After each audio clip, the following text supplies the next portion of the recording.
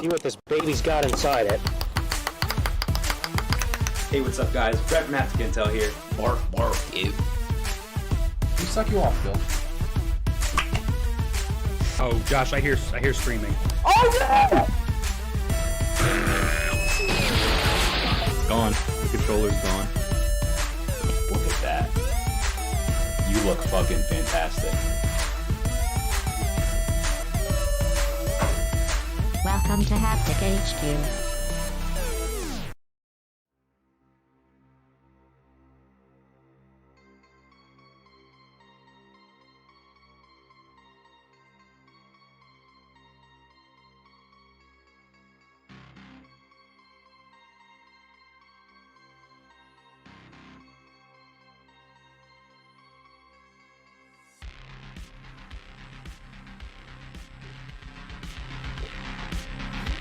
What's up, everybody? Welcome to Hapticast, episode number 57. My name is something. Wow, my name is Josh Tall. I'm joined by my good friend Brett Roberts, and our AI companion HBot. As always, hello Brett, hello HBot, hello chat, hello everybody, hello Vorgo. I don't know how to pronounce your name, although I know it's Russian. Hello. What up? What's going on? Brian Martin says, in all seriousness, though, very cool opening animation there, TBH. Don't know what you're talking about, but thank you. Appreciate. Oh, maybe the little intro video. Yeah, it's a good little video. It's a good little It's video. okay. It's good. But anyway, Brett, so we're back for the first stream after the holidays. We took some much-needed quote-unquote time off, although it wasn't really that much time off, as the holidays were quite busy for us. Lots of abysmal shit with our friends as far as sickness and whatnot. Yeah. Fortunate. So pour one out for the homies. Also, you and I have begun working on another project, which I'm excited about. Yeah. So lots happening. Thanks, Brian. How are you? What's going on? We have so much to talk about. We do. This is the first show of the year, so we have a lot to dive into here. There's a lot going on, a lot of rumors, a lot of leaks, a lot of updates. A lot of stuff going on, and we are, for I think the first time ever, live streaming on YouTube, Twitch, and Facebook now. So that is pretty exciting. I just drank out of this water bottle. It tastes like ass. Well, don't do that, dude. I think ice melted in it, and I haven't drank this in a while. And you know, when things get diluted and they taste like butt, well, yeah, that's this. It's not not good. Sorry. Anyway, Sorry to hear that. Sorry, what did you just say? Yeah. I just said there's a lot going on, man. We're streaming on Twitch, we're streaming on YouTube, we're streaming on Facebook. This is the first time, I think, all three at the same time, right? Yeah. Successfully, anyway. Yes, yeah. Well, Streamlabs, there is an issue with Streamlabs dropping Facebook streams, and they finally integrated, I guess shame on us for using Streamlabs, but they integrated Facebook in with Streamlabs, so HBot set that up for us before we started, and here we are. So, anyway. Awesome. Let's go through a quick topic rundown for everybody, shall we? We're going to be going Yes. into the Abysmal Chronicles. Lots of abysmal shit in there, including some upcoming game releases. Nothing major new except for one, and then a few exciting PC releases, so that'll be cool. The main topics for the day are obviously Horizon Forbidden West, a full build of the PS4 version, specifically of the game, being leaked in its entirety, maybe minus some UI elements and things like that, but that is not good. For PlayStation, especially so close to launch. Then we're going to be talking about Techland and Dying Light 2 and some controversial, if you want to look at it that way, tweets that they put out there. Maybe that they definitely could have done a better job with wording and handling, especially since they are so close to release of their game, which I'm excited about. Yep. And then our last main topic, we're going to be talking about Days Gone. And specifically Jeff Ross, who was the one of the directors of Days Gone, the technical director of it, or creative director, whatever, putting out a tweet that got some backlash and some heat, and he has since been on David Jaffe's show again, clarifying it and talking about it, so we're going to talk about that as well. And of course, obligatory plug of our Days Gone video coming in that segment as well. And then our indie intel for this week, we have a little game called Darwake, which is slick. Kickstarter coming soon for that. Excited to talk about that game. I've actually had it saved for a while now, and so we're finally going to get to talk about it. So without further ado, Brett, Let me read this little thing from Christian first. He says, or Save Before Quitting, they said they're ready for Horizon. I agree. I'm ready for that game. But let's hop into our media consumption update. Just run down what we're playing, watching, reading. You want to go first? You want me to go first? How do you want to do it? Yeah, I'll go first. I don't really Okay. have a lot this week. So in terms of movies, what I've watched, I think there are two movies that actually you have watched as well because we watched them together. So the first one is Antlers, Mm-hmm. which was a horror movie produced by Guillermo del Toro, written by the guy who did that series on Sci-Fi. I believe it was called Channel Zero. Yeah, correct, right. Antlers was not very good. No, it was a miss. It was a miss. Yeah, it was a big miss. And speaking of misses, then we watched just this weekend that just passed a horror movie from, I think, Thailand, China, and Japan. China, Thailand, and Korea. Yeah. And the movie was called 3. But if you ask me, it should have been called 2 Ites and a Nope, because that shit was not that good. So the movie is actually 2 Ites and a fucking Nope, he said. Yeah. So the movie's called 3, but then after 3, they made a movie called 3 Extremes. And then they were like, well, 3 is kind of similar to 3 Extremes. So they renamed 3, which is the movie that we watched, 3 Extremes 2. So technically, the sequel to 3 Extremes came out before 3 Extremes. Yeah, I still don't understand what you're saying. And that is what we watched. I didn't understand the night you showed it to me, and I don't understand now. But you should make your Letterboxd review 2 Ites and a Nope right now. Okay, good. I'm gonna go like that. Keep going. I'm gonna go like that real quick. So yeah, so those are the 2 films that I watched. I think we both agree on our opinions on that. Absolutely. Games. So I've been playing Halo Infinite multiplayer with you. Obviously, we've been having a pretty good time with it. You know, there are some issues with it. Sorry. Reading the review. Yeah. Yeah. So Halo Infinite has some issues. Big team battle still doesn't work, and we're well into 2022. We're 11 days in, and big team battle mode still does not work correctly.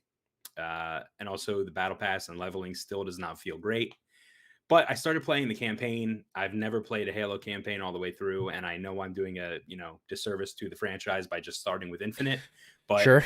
I'm only doing it to get the collectibles for multiplayer mode, so I truly do not care. Okay. So there's that. And then I also played over the break, and I completed it, Guardians of the Galaxy, which is phenomenal. And if you haven't watched it, we've actually on our channel, on our YouTube channel, I should say, we have a video review of Guardians of the Galaxy, which featured you, Josh, and Christian from Save Before Quitting, which is an awesome podcast. So I watched that after I beat the game, and I agree with all of your points. So if you've played Guardians of the Galaxy, go watch that video, and you'll probably agree with the points that they make as well. It was a really good review. Yeah. Cool. Anything else or no? Games, no, but TV and anime, I didn't watch any anime, but I finished the show Detroiters. I had 1 episode left. I finished it. And I started a new show called Yellow Jackets, which I believe is on Showtime. There is 1 episode left. And it's really good. I like it a lot. So if you haven't seen it or don't know anything about it, look it up. Yellow Jackets. And then finally, I added something that I haven't added, actually, I don't think at all, ever, in our media consumption update. Have we done manga before? Yes, you have. Okay, well, guess what? Manga. So I read Darwake, Volume 1, which is a new manga by the creator of Dorohedoro, which is a manga series and a Netflix anime. Darwake is most definitely going to be getting an anime adaptation eventually, and it's like Dorohedoro in space. So, oh my god, I didn't even know that. You just sold me on it even harder. You bought me the first book, even. Yeah. So, without spoiling too much, basically, it's about a guy who has this. I can't even really say anything without spoiling it. Basically, he's cursed, and if you kill him and you take his bones, you get your wish granted. Them bones. Do they use bones as money? He does, yes. And so like the Tim Robinson sketch. Yes. Okay. And great. if you get his bones, you become the strongest person in the galaxy or the universe, and you get to have a wish granted. Are there worms too? No worms. The worms are not their money. Gotcha. And then I read Chainsaw Man Volume 1, which is getting an anime, which is coming out, I think, pretty soon. Yeah. And holy shit, the trailer for Chainsaw Man, the anime, made me think that it was like dark and gritty and like, and maybe it does get that. But dude, it's like straight up like comedy, like it's serious at times. And like, actually, there was a sad part in the first volume. But like, my man just wants boobs. Like the whole time, he's just like, I just want a girl. Like, I just want to touch boobs. Like, that's all he's talking about. So, it's not what I expected at all. But it's really badass, and he has a giant chainsaw head, and it's cool. Good stuff. But before I move, do you have anything else? No, but I do want to point out, Save Before Quitting said, Chainsaw Man just looks like No Guns Life to me. Yeah, it's very similar to No Guns Life in that they have weapon heads. Yeah. But I think Chainsaw Man is the more popular of For sure. Going back just quick before I move on to mine into the comments a little bit, because we missed a few. Say Before Quitting says, you boys watch Arcane yet? No. I've heard it's good, although I don't have a ton of interest. That is the League of Legends anime, or the League of Legends universe anime. Tina Roberts says, Von Rent. I don't know what that means. Brian Martin says, if you're interested in Asian horror, check out Rigor Mortis. It's funny you mention that, Mr. Brian, because we just updated a little thing that Brett and I have access to that is slick of the tube variety. And we're going to be watching Rigor Mortis. Yeah. So, yeah, we are big fans of Asian horror and horror in general. But, and then Stay Before Quitting also says the chick from Sweet Life of Zack and Cody was the con artist and is one of the younger people in the show. I think he's talking about Yellow Jackets. Oh. Maybe I'm wrong. Maybe. I don't know. All right. Anyway, what am I watching, playing, and doing, Brett? Let me tell you. What are you watching, playing, doing? Movies. We talked about 3, so I won't talk about that anymore. Talked about Antlers, so I won't talk about that anymore. I share your consensus with those. 2 Ites and a Nope, and Antlers is a miss. I watched Don't Look Up. Yeah, that's the movie that it's like people are. It's very political and polarizing. Well, people are saying it's against Trump and all. Well, this. yeah. Well, here's the thing. It's Adam McKay, right? So at this point, that's what he makes, and I like Adam McKay quite a bit. I liked his last movie, Vice. Obviously, of Step Brothers fame, which is one of my favorite movies of all time. But he has done political satire for a while now, and I really like Adam McKay. This, though, where his stuff is normally very quippy, witty, and pretty intelligent when it comes to the comedy. This is quippy, but not really witty, and certainly not intelligent. It like bashes you over the head. And it's too much. It was too much for me. And by the end of it, I was like, I get it. And I had enough. So anyway, unfortunately, that was a miss for me. What else? Brian says, was this too ham-fisted? A little bit. I watched 3 Battlestar Galactica movies and the miniseries, and which rolls into my TV consumption. That I have watched and completed Battlestar Galactica. You are Thanosing, Brett, just so you know, by the way, as I speak. Boy. All right. Let's fix it. You might have to shut down the tube if that's the issue. So yeah, I watched and completed Battlestar Galactica in its entirety. I love sci-fi. I love drama. I'm watching the new season of The Expanse, which is great, by the way. And I was like, dang, I really want some more sci-fi space opera stuff. What's in my watch list that I haven't seen yet? And I was looking at movies for a while, and I was like, I don't really want to watch a movie on any of these. And I was like, oh, Battlestar Galactica. I've heard nothing but great things about it. And I was like, let me look up a watch order. How much of it is there? I was like, oh, there's not that many. There's like 70 episodes, a couple movies. Maybe I'll watch it over a course of a couple weeks. And I was like, okay. Well, I was like, all right, well, let me watch the miniseries because that's the first thing. The miniseries is like a 2-hour special, basically, that starts off the entire thing, and I was hooked. I watched the rest of the series in a week and a half.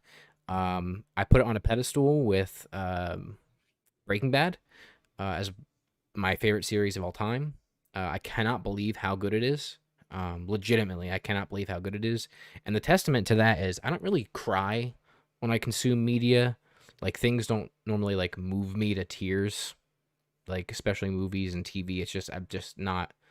I could be like, oh, that's sad, or maybe get a little choked up. And I was like, you know, I don't normally get like that, dude. Battlestar Galactica. Not only are you like, there are points where I was like out of my chair, like cheering, like for the characters when they win. Several times, even including in the season 1 and the miniseries, I was like getting choked up. I was like, what the hell is happening? The end wrecked me, dude. I was destroyed. I've never cried harder in my life. I'm not kidding. Like disgusting sobs wells out of my eyes. I literally could not believe what was occurring. And yeah. So Wow. I don't know how else to articulate it other than Say before quitting said snot bubble crying. pretty much. And they also say Bo-Katan is in it. Yeah, Katie Sackhoff plays Starbuck, which is one of the main characters, and damn, she fucking wrecked me several times. I love her character in that show. She is so good. And James Olmos, dude, Edward James Olmos plays the lead. Man, that show is just so fucking good. It's just so fucking good. I don't know. I would really like to watch it based on your recommendation, especially if you say it's, you told me it's better than Breaking Bad, which to me, we both loved Breaking Bad. And yeah, well, that's the thing. to I me, was like, you and I have been in the same space, and I compare. We say it all the time about God of War 2018 too. It's like once you experience that, that is the bar, and nothing else nothing else will come close to it. So the fact that I'm saying that, I think, should tell you how impeccable this series is. And it's sci-fi, but it's not hokey. It is strict, grounded space opera. And dude, it's relentless. The show is relentless, like Breaking Bad. Maybe I'm just a glutton for miserable stories. Breaking Bad, Last of Us Part 2, Battlestar Galactica. It's relentless. There's no levity. You might have a couple of chuckles here and there, but there's no comedic relief. It is it's difficult. And it's great. It's very grounded sci-fi. It's gritty, dark, abysmal, and slick. So I would like to shout out to a couple of things I see in the chat here. So Bimar says, where was the comment? Please tell me you watched Dark. And I hope you're referring to Netflix's Dark. Yes. Right? That show is slick. Phenomenal. 10 out of 10. Actually made me cry. And then another show that he mentions, just full of great recommendations here, 11/22/63. Oh my God, yes. My man, that show, I was sobbing at the end of that show. Phenomenal. Yeah. No. But I'll have to check out Battlestar. That sounds really cool. Yeah. Well, I bought the full series on Blu-ray. So if you want, I know we have it on our other thing as well. I also just pressed a bunch of keys. I hope it didn't fuck anything up. We're not live anymore, boys. Anyway, I'll keep going. I don't want to belabor it too long, but Battlestar, is Battlestar on the slickness? It is on the slickness. We're all down with the slickness. That's for sure. It's down on the slickness. It was just added, including all of the movies and the interstitials. If you want the watch order, Christian, let me know. If you also would rather a very well, actually not a higher quality at all, but the physical discs, I have it for you if you want to take a peek. Oh, I see where you pushed a bunch of keys. It was in our notes. I do see it too. But not to belabor the point too long, I'll keep moving on. But Battlestar Galactica is slick. I want a video game in it where you are Adama or another commander because he's slick and I love it, and it's 10 out of 10. Okay, moving on. Games. I have been playing but paused God of War 2018, mainly because I'm concerned that even my prediction about when that game coming out is going to be wrong in the sense that might be later.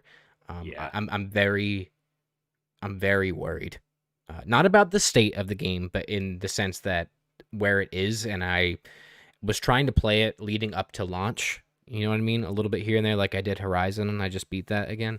I'm gonna wait, and I'll leave it at that. Been playing Halo, like you said. I hooked up my VR again for the first time in a while. Playing some Beat Saber and some other things on there. I also want to try out Walking Dead Saints and Sinners and things like that. Yeah. Real quick, we have a comment from someone in the chat. It says, have you seen the Horizon Forbidden West leak and videos? Oh. Yes, we have. That is going to be the main topic today on our podcast. We're going to be talking about it in just a couple minutes. But I also want to say, a part of the podcast, another thing we're going to be talking about, speaking of VR, Josh, is that a Horizon VR game was also announced. Oh my God, I completely forgot about PSVR too. Yeah. We will be talking about it. So Yes. stay tuned. Time to come. We're just wrapping up our what we're consuming Yep. media. What else? Tried Persona 5 Strikers. Not for me. Not But for is it me. a canon? Is it a canon sequel? It is a direct sequel to, like, it picks up pretty much right after, a couple months after Persona 5 ends. So the story is why I want to play it, but the gameplay is not for me. It's a very Dynasty Warriors-esque type of, Musou. It's a Musou game, yeah. Musou game. Also been playing Aspire, Ina's Tale, a little bit here and there on Xbox. I got a code from Shinobi in his studio on Twitter, so shout out to him. I appreciate that. It's a cool little game. It'll be an indie intel when I beat it. Yeah. And then also not a video game, but I played Hunt a Killer, which is those tabletop board mystery games or whatever, because you got me one for Christmas. And I was blown away, actually, by how slick it was. I had a very, very, very good time with it. And I know it might seem strange, but I really, truly enjoyed it quite a bit. So, Yeah, I mean, you sent me screenshots or Snapchats of you like playing it, if you will. And yeah. it looked really cool. So I'm Yeah. interested in getting like a multiplayer one and trying to figure it all out, Cool design work and whatnot. But Yeah. anyway, so before we hop into the Abysmal Chronicles, I see some more stuff in chat here. Plan 8 is a good game when it comes out. I'm not familiar with Plan 8. Never heard of it. Let us know what that is. And then Brian says, gives me Kingdom Hearts spin-off vibes. Persona 5 Strikers, that is. Yeah. Persona does that. They have a lot of spin-off games similar to Kingdom Hearts. Specifically they would do fighting games. They've done Persona 4 Arena, Persona 4 Arena Ultimax. They've done the dance games, which I know Kingdom Hearts has now done as well with the music melody, whatever it's called. Right. So yeah, you're on the nose there. Yeah. All right, Brett, let's hop into the Abysmal Chronicles. What is it? And let's get going. Yeah, so guys, the Abysmal Chronicles, it is a little topic rundown that we have here on the podcast where we just go over some news that wasn't quite good enough, a little too abysmal to make it onto our main topic list. So I'm just going to run down some upcoming game releases, and then we'll hop into the Abysmal Chronicle topics. Mm-hmm. So Monster Hunter Rise is releasing on PC January 12th. Josh, you wrote in our notes, buy it. Are you trying to buy it? I think I meant that for God of War 2018. Oh. So okay. Let me do this and that.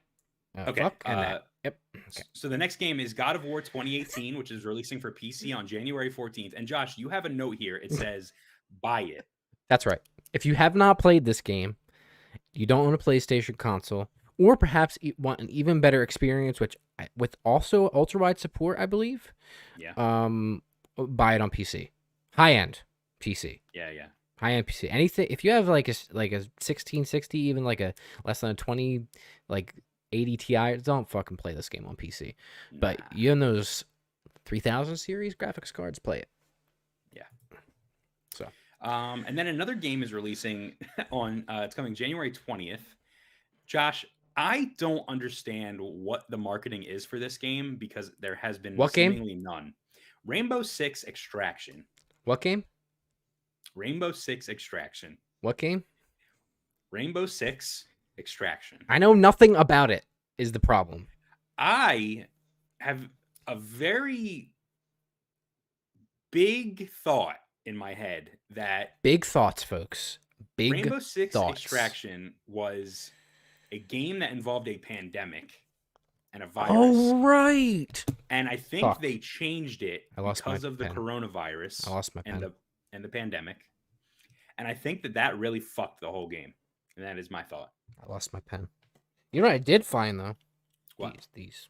Did you find marketing for Rainbow Six Extraction? I found these. Oh. All right. Continue. Sorry. I forgot about that element of it, though. That's a good point. Well, they changed it. That's not even... I don't even think that's part of the game now. Right. Well, they changed it. Right. So... And then the last game I have here on our notes is Pokemon Legends Arceus or Arceus, depending on how much of a perfectionist you are when it comes to pronouncing Pokemon names. This is coming out on Switch, obviously, on January 28th. Right. Yes. All right. Well, let's hop into. I just want to shout out Benedito Rodriguez in the chat. He says, "Hey guys, hello." Yo, what's up? Welcome to the podcast. Xavier Perk says, "What about Hellblade 2? What about Hellblade 2? I don't know. What about it? great. Looks great. I'm ready for it." Yeah. Anyway, sorry. What are your expectations for God of War? High, very high. Mine? I don't know. Benedito said in the chat, they're high. Very high. A God of War 2018. It was 2018. 2018. Wait, Yep. It was one of the best games I've ever played. Yeah. Best narrative game of all time. And if you haven't seen our best games of all time videos, you should go check them out live on our YouTube channel, youtube.com/hapticast. All right, continue. You just blended all of that together into one word. That was really impressive, actually. You know, back at all I have to. So my tongue is capable of many things. All right, well, moving on. Let's talk about some stuff, Josh, some news. So PlayStation has a state of play coming, and it could be potentially big. It's coming, and it's big. That's right. This is coming straight from DualShockers. So according to a veteran insider, Tom Henderson, Friend of the show. Friend of the show. The next state of play could be potentially big, with a number of exciting reveals slated to take place in the event. This is his tweet. He said, "The current rumor is that the next Sony event looks like it could be in February based on this month's media events and past PlayStation dates. Hurts my face. It'll probably be a state of play, but it has the potential to be a pretty big one, in my opinion." Someone replied to his tweet and actually asked, "Do you think we're going to see anything about Hogwarts Legacy, which is the Harry Potter open world game?" And he reiterated, just copy and pasted, "It has the potential to be a pretty big one." So confirming that, basically. Although here's the thing, I got to be honest with you. I feel like I thought this was a bigger story from the headlines, and then we put it in and did research for it for this, and I was like, oh, well, yeah. I mean, listen, the state of play is going to be in February, right? Probably before the launch of Horizon Forbidden West. And that's exactly it, Josh. DualShockers actually they go on to say they're probably going to talk about Horizon ahead of the launch of Horizon Forbidden West. Sure. And then they go on to say that we're going to get God of War information in March, probably based on a lot of rumors and leaks and stuff as well. So DualShockers, your article was pretty trash, but Tom Henderson, thanks for having your Twitter up, because that's where we got this story from, basically. Hell yeah. Next story, PSVR 2 has been revealed. If you haven't seen it has. Sony did a little event and they revealed PSVR 2 and some of the specs.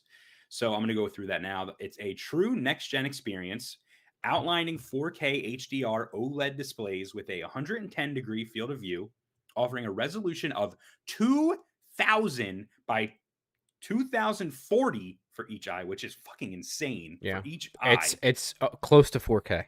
Yeah. And frame rates of up to 120 hertz. Right. The headset also boasts inside-out tracking, allow it to track both you and your controller through cameras embedded within it, removing the need for an external camera. One wire will connect the headset to your PlayStation. Yep. Which is incredible. Yeah. So a quick thing before you talk about this next point here. Yeah. Basically, the fact there's a lot of, first of all, this is a very good thing. This headset is going to be uber competitive immediately at launch. First of all, the fact that they are staying with an OLED display when most VR headsets are now opting to go a mini LED route, OLED is just a way better, crisper image. You have higher pixel density, deeper black levels, things like that. The fact that it is almost a native 4K for each fucking eye, I can't stress how ridiculous that is. That screen door effect, gone. It's non-existent. This is ridiculous. This is like a top of the line ridiculous spec. Yeah, this is something that like PC VR users are even saying, holy shit, I need to get a PlayStation 5 and this PSVR 2 because it's just so incredible. And you could tell that Sony put a lot of time and effort into developing this. Yeah. The inside-out tracking is also big. You won't need the camera and all these balls and lights and crap like that. The controller is big too, with the haptics and the controllers that they talked about, and the finger tracking or the touch tracking of up to 3 fingers on them. I mean, this is a big fucking VR headset. Not physically, of course, metaphorically, and it's going to be big, and it is going to outpace and potentially have a higher attach rate than anything else, maybe than the Quest 2. But this is a way better, way higher fidelity headset than what the Quest 2 has. Yeah, I want to read some comments about this one. So, Say Before Quitting says, "Do you think that the fact it can only be used with the PS5 hinders it?" What do you think, Josh? Um, yes and no. I mean, the first PSVR was a big success, in the fact that it had a easy attach rate for an ecosystem, and you didn't need a super high end PC for it. Yeah. I don't think it's going to hinder it, especially look at how many units the PS5 has sold and will sell, and especially probably by the time this is out, hopefully, there'll be some relief to kind of the supply lines and things like that. Yeah. I think that there is a future that exists where Sony makes this compatible with a PC. I truly believe that they are going to start to stray away, which you're already seeing it with the release of their games on PC. They're going to start straying away from being hyper focused on selling hardware all the time themselves, and move to where the money is the most. Yeah. They will always have their PlayStation consoles, but I see a future, maybe not at launch, but a future where this works on a PC as well, especially that single cable setup. Yeah. Either, I'm assuming probably entry via USB-C, which is why the USB-C port is on the front of the PS5, which is pretty much synonymous with PCs in general anyway. So Yeah, that makes sense. And BMAR says here, Brian, he says, the SSD is what enables the type of dual processing in the first place. Yeah, I mean, I don't even know if this kind of PSVR would even be possible on the PS4. So, no. Hinder it or not, it doesn't matter. I think that this would only be possible on this console, right? Absolutely. And then something that I don't have in the story in the news here, Josh, but something that people have asked Sony about, compatibility with older PSVR games is not going to be a thing, seemingly, because the way PSVR worked was the lights and the balls and the Sure. all the tracking that way. So I mean, unless the developers of those older games are going to patch them, and I'm sure Beat Saber and all these really popular games will put out patches that will allow you to experience those games if you own them already. Absolutely. But it is a shame that they can't find a way to make those games compatible. But yeah, I concur. Yeah. And then, as we said at the top of the pod, there is going to be a Horizon game coming out for PSVR 2, which is huge. I mean, PSVR had a lot of great games, but they didn't really have any AAA, first party Sony, properties in any of the VR games. So this is pretty big. Yeah, I agree with you. I mean, this is. I hope it is more than a quote unquote experience. I think it probably will be, and now you see why they acquired Firesprite too. So I think this is. I think it's good, and it makes total sense to have a flagship name of one of your franchises on a flagship new device. Yeah. So.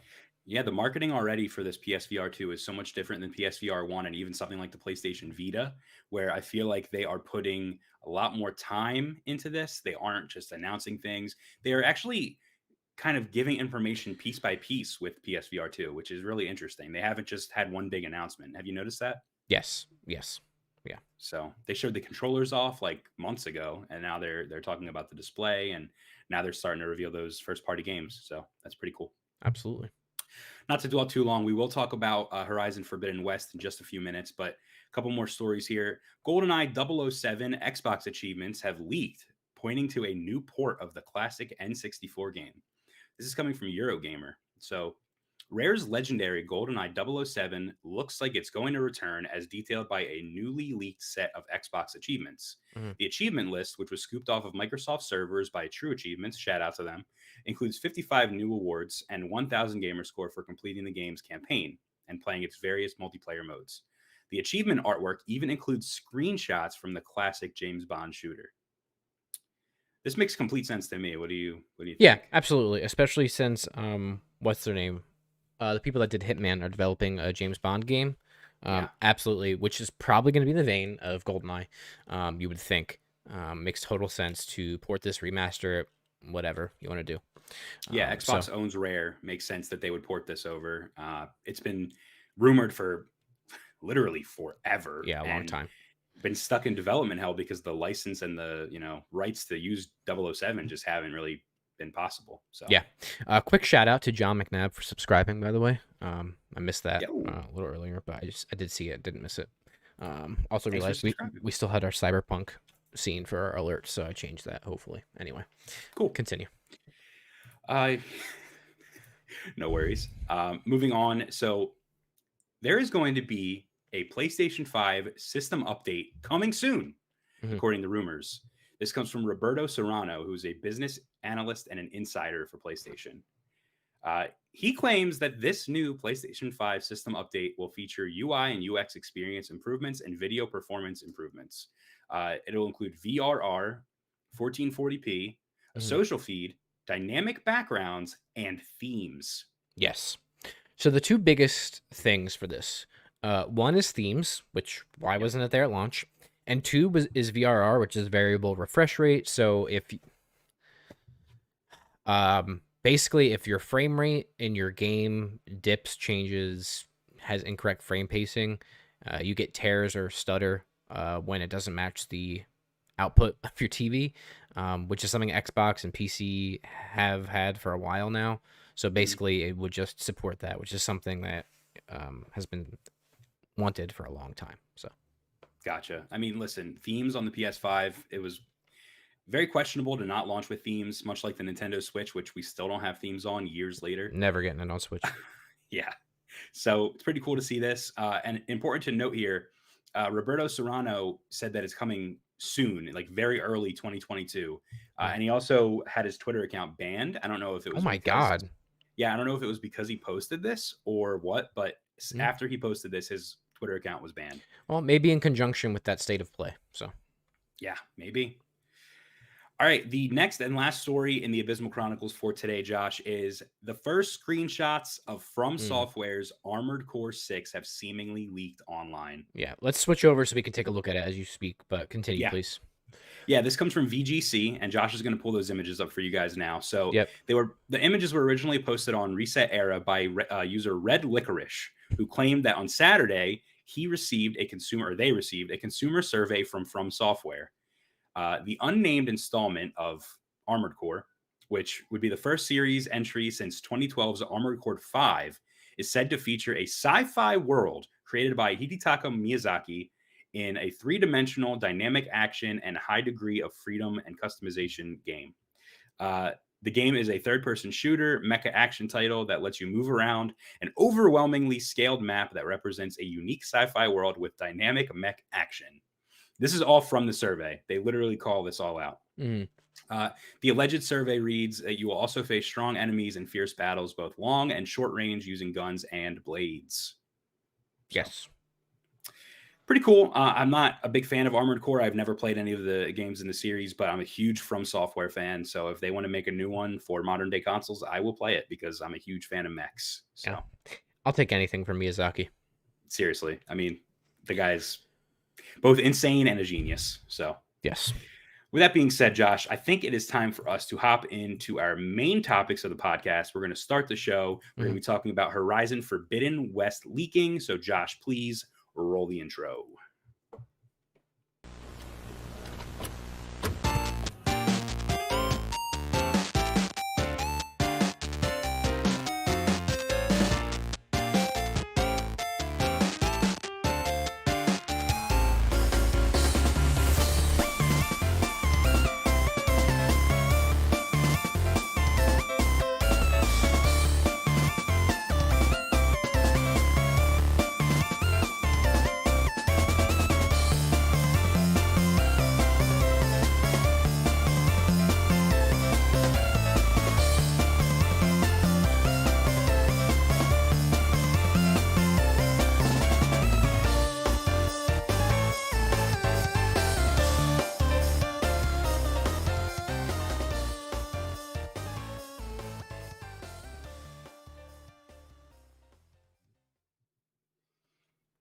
Again, I want to welcome you guys to Hapticast episode 57. And before we start our main topic today, I just want to say shout out to W Energy, one of our sponsors for today's stream and video.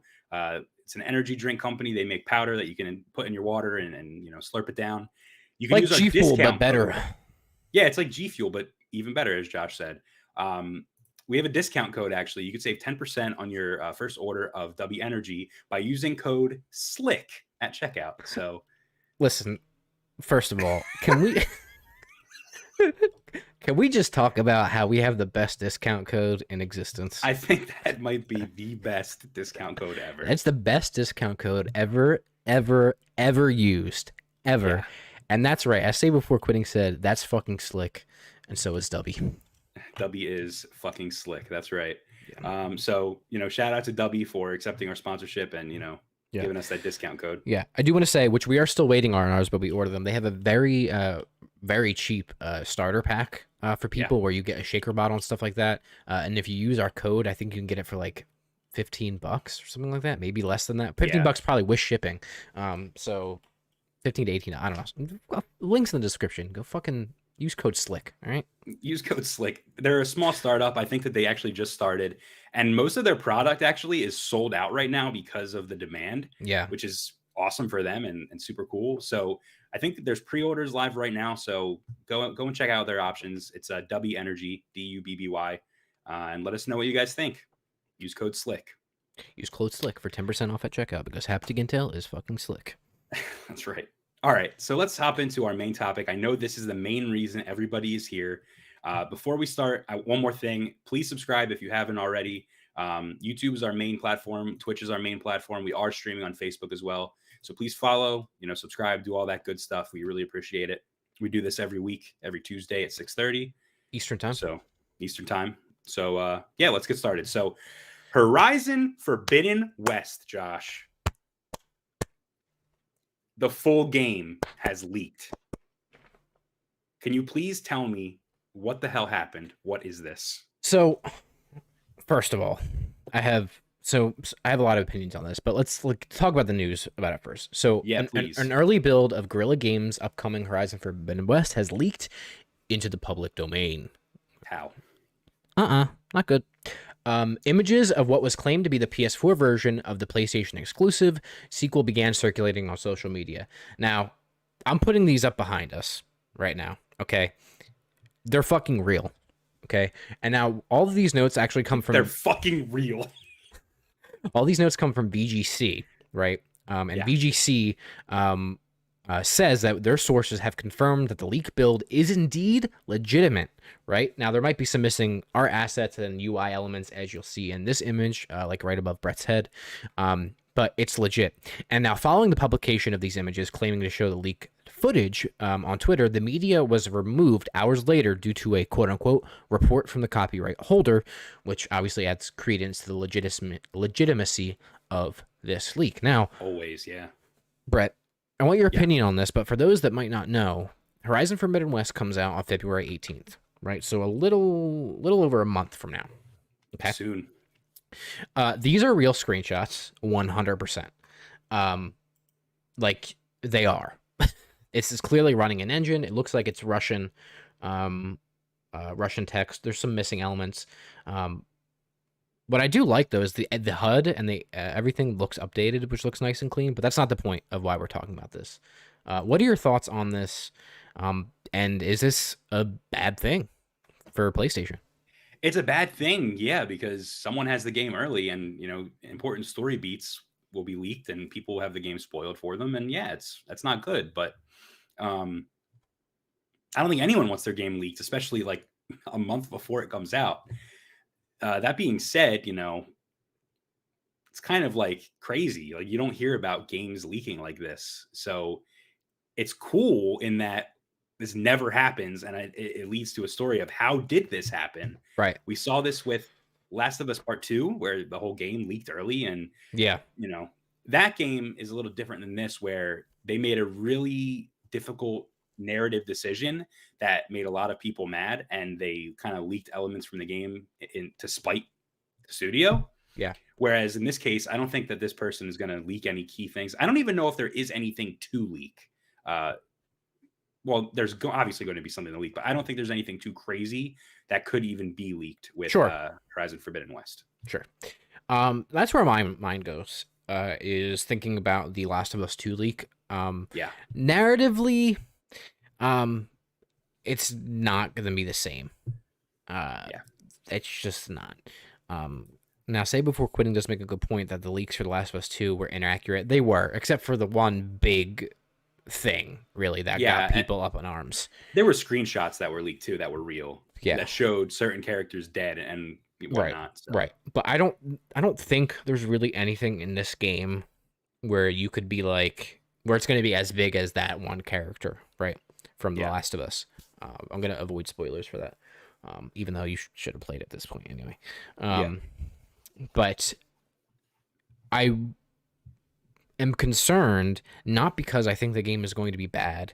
I'm concerned that it's going to get a similar treatment in the sense that people are going to harshly judge whether they're narrative beats or otherwise gameplay elements if more comes out from this than it is necessarily rightfully, due.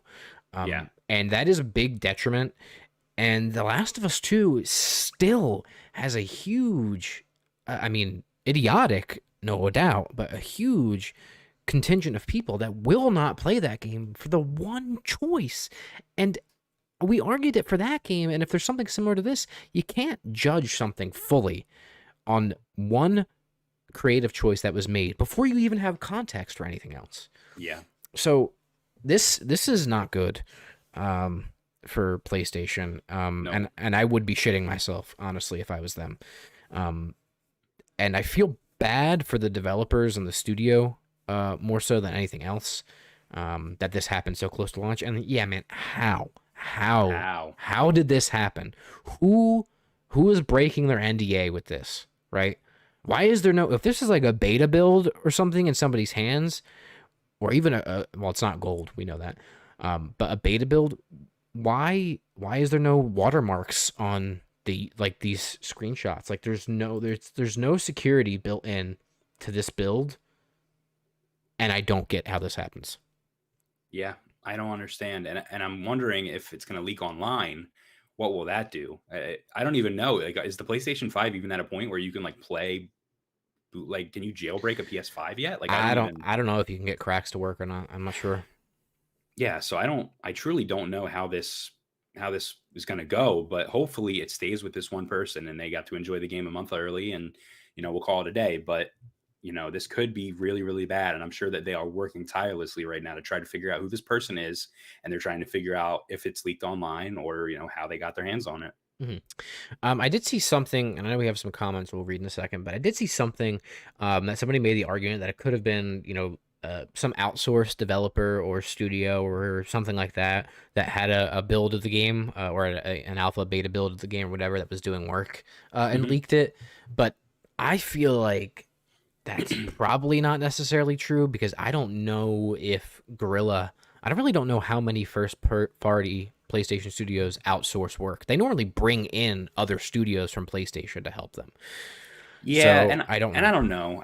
I almost feel like the Russian subtitles are a red herring. I don't think that that's necessarily indication that the person is from Russia.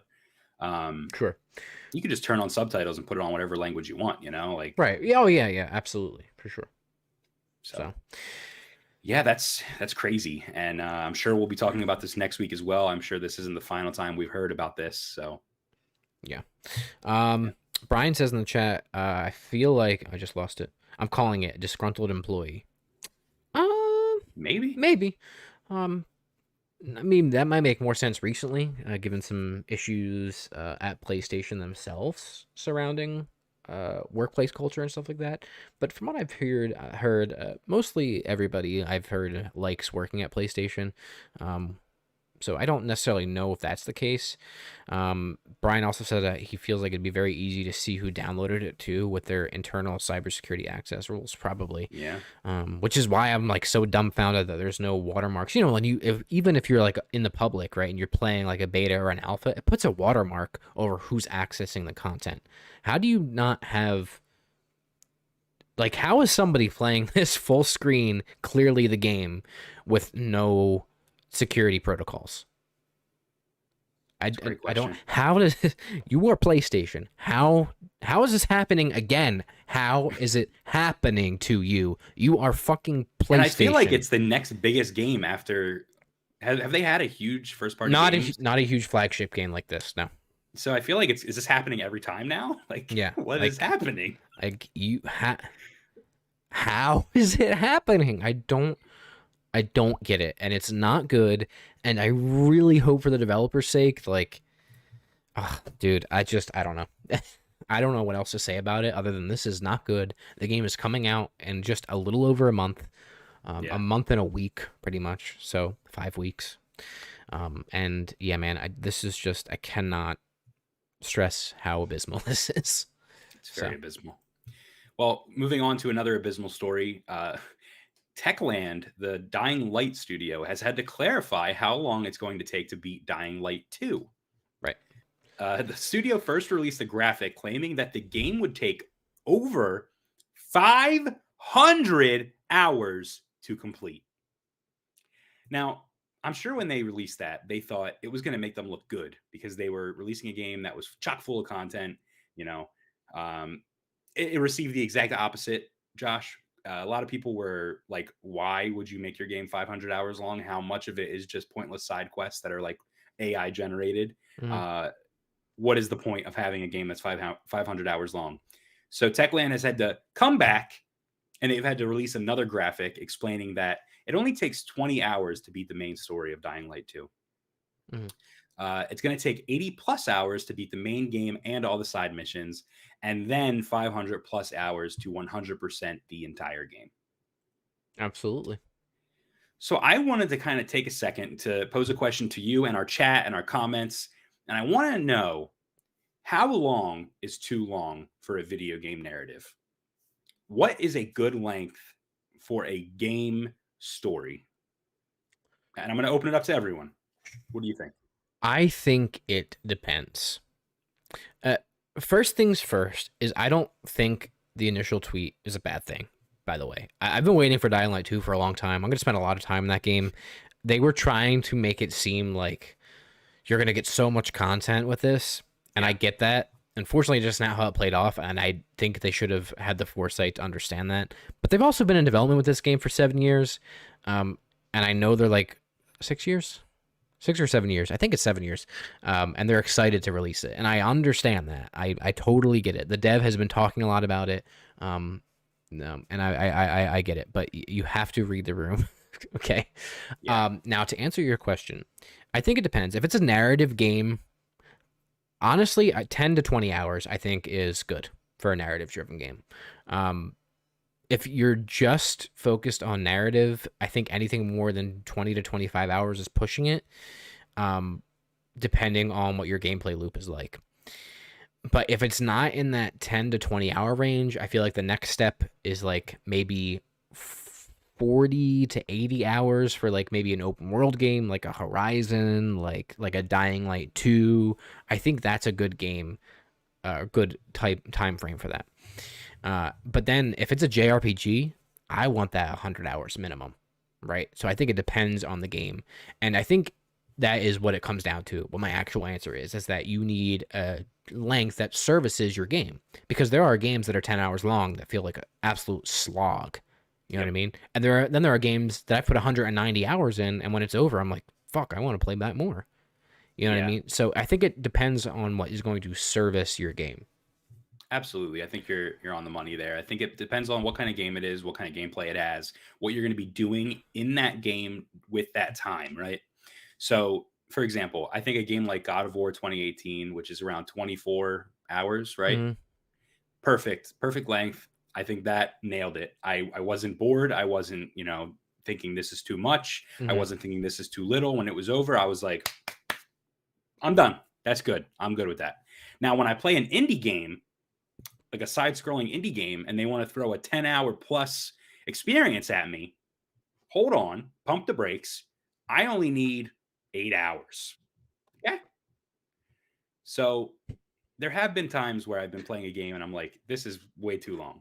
I want to clip what you just said and tweet it at Techland.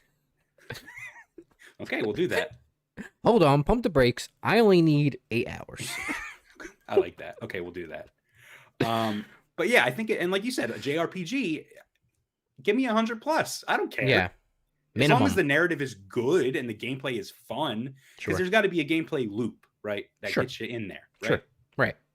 So I do think it matters, and I think that's a great point. Bmar in the chat says, depends on what my time is spent doing and how well written things like side quests are. For example, Ghost of Tsushima, I didn't mind doing all the side stuff because it was well written and directly impacted the gameplay with tangible benefits for the player. Great example. What do you think, Josh? Was Ghost of Tsushima long enough? I actually felt like Ghost of Tsushima was too short Really? for me. And you did everything, right? You platinumed it? I platinumed it. I did do everything. But that might just be the fact that I don't think that game's main narrative is that excellent. I'm not saying it's bad. Don't get me wrong. I love the game, but the game's narrative is nothing to write home about. You know what I mean? So, yeah. Okay. That's it. Well, yeah. I mean, I think that's a good discussion. Say Before Quitting says Ghost of Tsushima is the perfect game, in my opinion. Well, there you go. Great. It's great. Yeah, I just feel like there's some games that get too ambitious and they make themselves too long just for the sake of being long, and I don't need that. Yeah. I do not need it. But I also feel like, before we move on, these numbers that they put out then, like 20 hours for the main story, 80 hours to do everything and all the side quests, I feel like that's pretty much in line with what the first game was. I have to go back and look. Maybe it was shorter, but then you also, here's the other thing, is that you have to remember there's the co-op element of this game too. Yeah. So, I don't know. Well, I platinumed Dying Light 1 very early on when it came out, and I don't remember it taking 80 hours to 100% the game. But maybe more like 60. But I feel like 20 hours for the main story, and then I would love to go back and play the original Dying Light, but it doesn't run at 60 FPS, so I'm not going to. I don't know if it'll hold up. Yeah. Based on, what we've had since then, but the sequel will do. Yeah, but I do just want to wrap it up with this. I think Dying Light 1 is one of the best games of all time. I truly believe that game is more influential and important than people give it credit for. I know it had a little bit of like a rocky launch and there were some issues here and there, but that game is formative to video games as a whole. And I think if you haven't played Dying Light 1 and you have the opportunity to, if it's on PC, maybe, I don't know if it is or not, but maybe play it there, because I'm sure you could get much higher frame rates. But I really recommend that game. It is one of the best games ever made, and it's very technically sound, and it's really cool. So yeah, it's a fun game. I like it a lot. Yeah. All right, Brett, you ready to move on to our final main topic of the day? Yeah, and I want you to hit me with it because I know this is one that you're passionate about. So Days Gone. Damn, I've heard that line before. Yes. For those of you that don't know, we have a full, nearly 30-minute mini documentary on Days Gone on our channel called Days Gone PlayStation's Not So Hidden Gem. If you haven't watched it, check it out. I believe it's still the pinned video to our channel, actually. I don't think it is. Yeah, changed it is. So check that out. But basically, here's what's going on.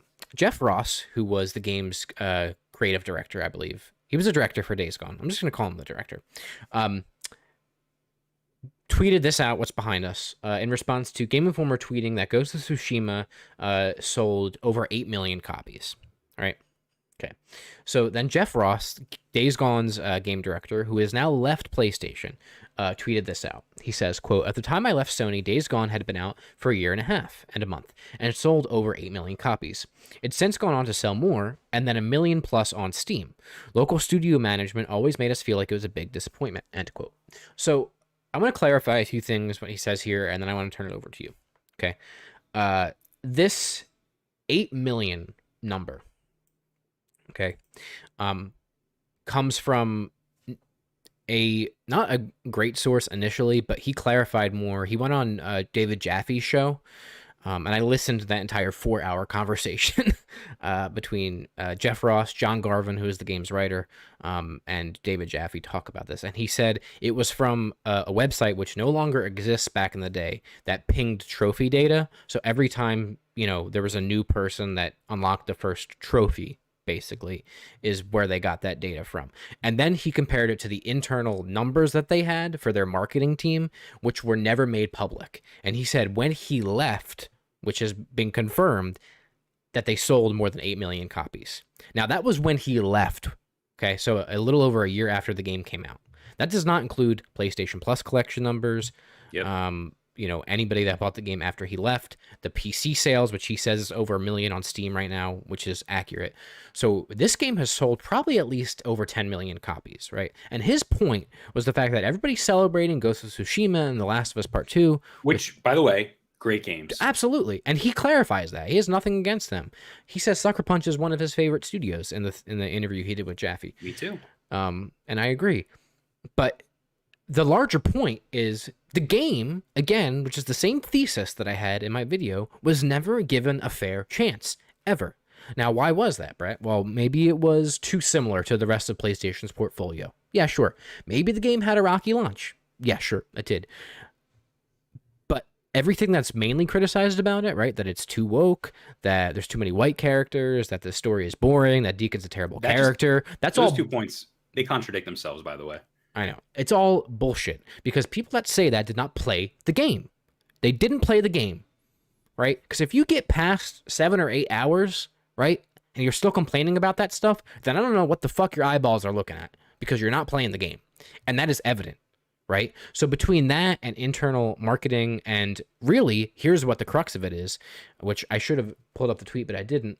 When Sean Layden left, Jeff Ross said this, the game was dead. That's it. When Sean Layden left, the game was dead. Which is a shame. So seems like PlayStation was dead once Sean Layden left, to be honest. Yeah, I agree with you. So anyway, what are your thoughts on this, Brett? Let's get your take. Okay.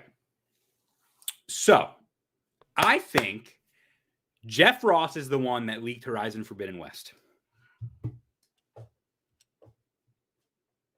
There you go. It's a disgruntled former employee. All right. Makes sense, right? What do you really think? I think that if true, big if true, I think. Okay. Big if true. Big if. It's a shame. If this is true, that's a shame because it kind of fits the narrative that Jeff Ross has been saying for months now, years at this point. Mm-hmm. The game got cucked by PlayStation and Sony and all of the reviewers. This is the main crux of your argument in, Days Gone, PlayStation's not so hidden gem. Mm-hmm. And I think that big if true, man. Big if true. So the main thing is that the popular narrative that the game was a failure is inaccurate because it clearly was not. Right? Even when Jeff left the studio, it wasn't. Right? It was even with these. Because I'm sure that although they were internal only, the marketing data that they had and the sales numbers, I'm sure they took that to PlayStation when they pitched the idea for the sequel. Absolutely. And that alone wasn't enough to make. Yeah. And Jeff, it's good that you mentioned that because Jeff actually mentions in his conversation with Jaffe that right before he left, pretty much, right? About 6 months before he left, they went to PlayStation, the local head or whatever, and pitched Days Gone 2. And he, resigned himself to the fact, like, well, maybe the pitch wasn't that good. Maybe I could have been better and stuff like that. But that it was dead on arrival. Nobody paid attention. Nobody listened. Nobody cared. And they immediately came back and said, I don't know, you want to do something else? Like Siphon Filter? And he was like, what? No. So, or a new IP. And he was like, no. And he left. They just weren't interested from the jump. They weren't interested. It was a non-starter, and it's unfortunate. So, yeah, I mean that's unfortunate, and I'm sure in years after the NDAs are long dead, we'll hear a lot more. Yeah, well, his is now, which is great. Okay, good. Yeah, when he should just go off. Let's get him on the pod. He did. If you haven't listened, I know it's long. So I want him on our pod, not that pod. All right.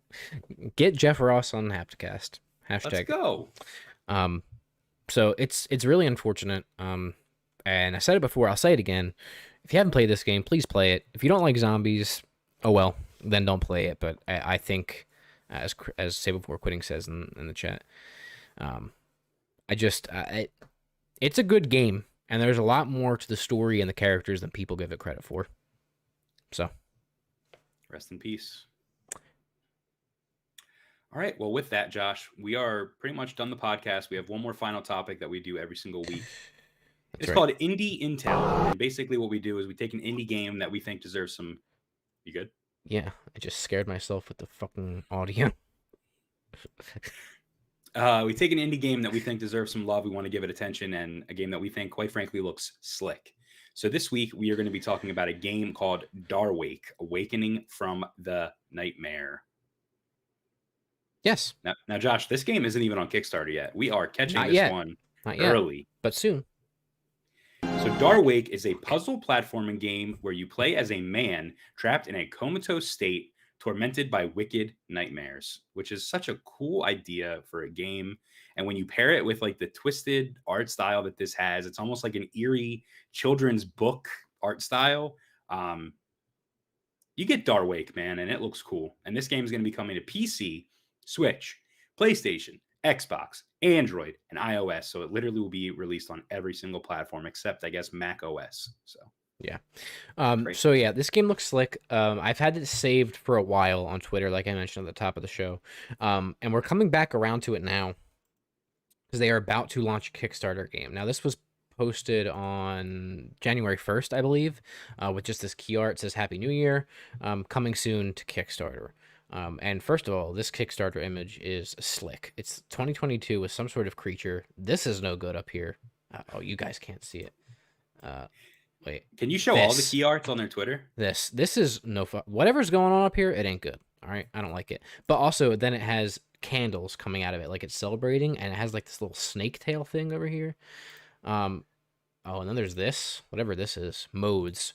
Mode 1, Mode 2, Yeah. Mode 3. Oh, this is different play styles. Yeah, so I actually wrote about this in our notes. So you play as Darwin, who can switch between 3 different modes, each providing alternative ways to overcome mysteries and challenges along your path. So it's like a side-scroller puzzle game.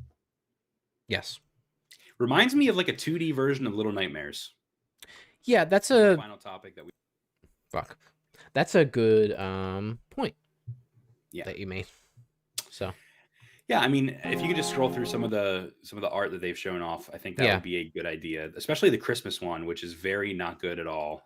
Oh, yeah. And when I say that, I mean very good. looking at the modes now, animated behind you. Oh, I see that. All right, the Christmas one. Yeah. Oh, yes. This is bad. Good, but bad. I almost get like an H.R. Geiger feel from his art style, which is very weird. But yeah, it's like children's book, but like very not good. But look at the little hairs. You know what it reminds me of? Not Scary Stories to Tell in the Dark, but the other one. There is a story where the guy has a big mouth. All right, I gotta find. Hold on. All right. Christian said, or Save Before Quitting says in the chat, looks like Courage the Cowardly Dog. Close up. Yeah, the teeth. Oh, Return the Slab, dude. All right, ready? Turn the slab. Ready? Let's see. Do we have his teeth? Whose teeth am I thinking of? Not him. Oh, dude. All right, I'm putting it in the notes so you can Wait, pull this is up. this for it? everybody. Oh, here you go. Fuck. Where? Hold on. At the very bottom, there's going to be just like nothingness. Just Word click that champ? link. What? FD. Click that I don't see that. at the bottom of our notes. Oh, notes. Sorry, I thought you said chat. So the book is called In a Dark, Dark Room or Scary Stories for Kids. Yeah, here we go. That's what that shit reminded me of. Yeah. How did you remember this? Because I also remember this, but how did you pull that from your mind palace? The teeth look just like it, and that's one of my favorite children's books.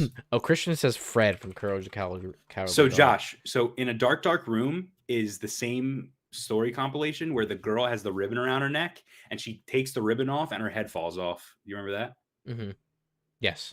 Same book. Yeah. Nah, dude, Fred's teeth are too square, dude. This ain't it, Chief. This is it. Anyway, This is it. Darwin. Yo, this looks not good, too. Look at this. Look at this over here. This is definitely H.R. Geiger feels over here. That's right? that's what I'm saying. That's some H.R. Geiger looking stuff, man. Yeah, I don't know what this is, but I don't like it. There's a book. Maybe light will play into it like Alan Wake. I like it a lot. So That's it. So That's all she wrote. So Yeah, check out Darwake. Darwake. We will update the description and stuff once there is once they launch the Kickstarter. You're falling apart, dude. I'm so tired.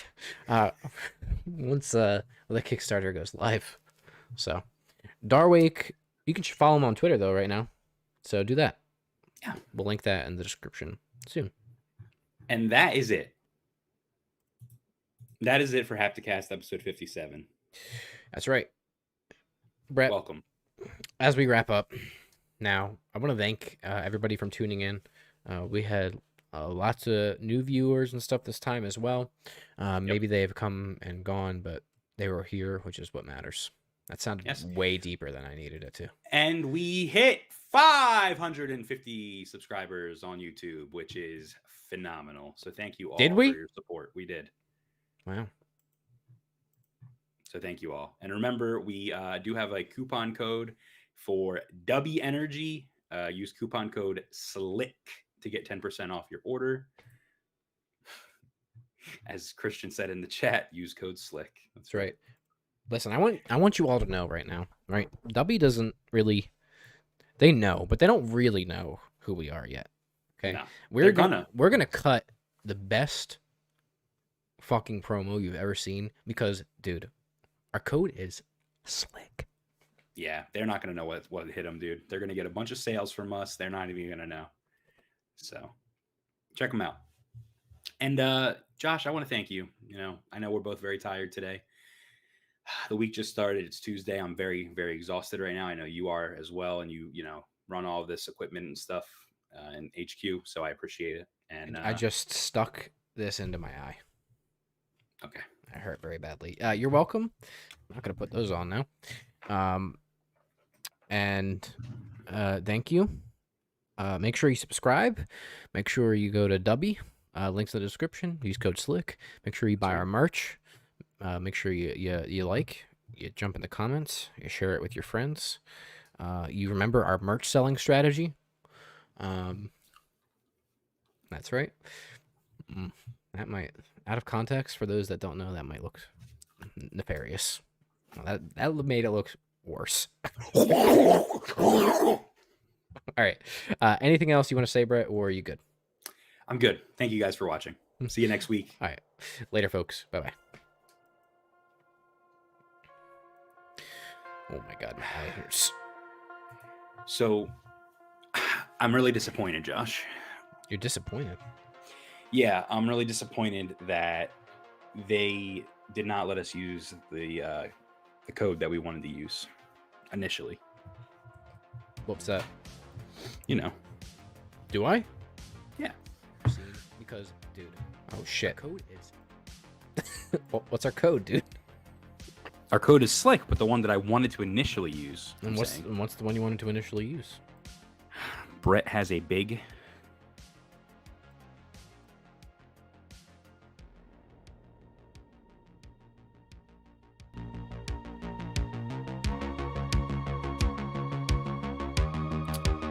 the code was going to be Brett has a huge hand.